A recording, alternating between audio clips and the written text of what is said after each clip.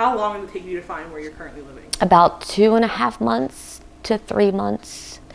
Well, at least to move in to settle. It took us about 1.5 months. It was difficult because our life was in Dover and we were in Newark, and trying to travel and trying to look at as many houses as possible because we were so desperate.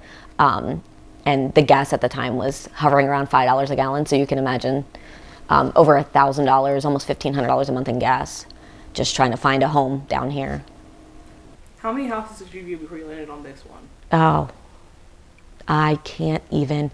We would probably look at 3 to 4 houses a week. We landed this one. This all started in end of March. We landed this one in beginning of September. So I can't even tell you all the ones. And ones that we bid on and we got outbid because people bid, $50,000 more than we did. And it was horrible. There was a lot.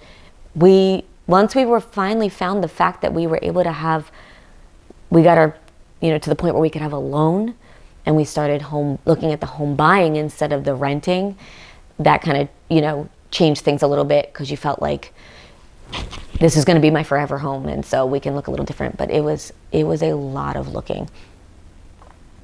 Were there any resources you used from the state or any nonprofits that you used while you were doing this? Or I reached out to everybody, and at that time, NCall, now Neighbor Good, I met a lovely lady there. I contacted her, and she really tried to help me, referred me to CLASI and a couple other things, but she said in 60 days there's nothing I can do. Even the program that they had for first-time home buyers, there's no way we could get through the program, find a house, get out in the 60 days. So unfortunately at that time, everyone I called said this is awful and horrific, but it's legal and there's nothing we can do to help you. How did that make you feel? Completely hopeless at the time. I had 3 kids and trying to figure out where to go.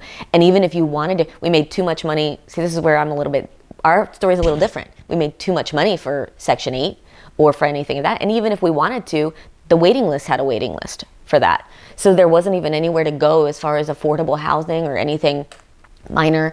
The cost of a house to rent the same size as the one we were in was more than double what we were paying, just because of how investors were buying up properties and upping the rent, and we were having a very difficult time. How does this affect your kids? It was very difficult. It was the home they'd known for about half their lives. Like I said, we'd been there for 8 years. My oldest, when we were displaced and had to move an hour away, he was driving to his job every day, and it was a huge financial burden on him. As well as we were paying for 2 storage facilities and trying to help him as well. Thankfully, we were homeschooled, so we were trying to stay on one path and try to do that. But if they were in a district or somewhere, I don't know what we would have done. It was very difficult for them to leave their home and come, but they dealt with it like troopers.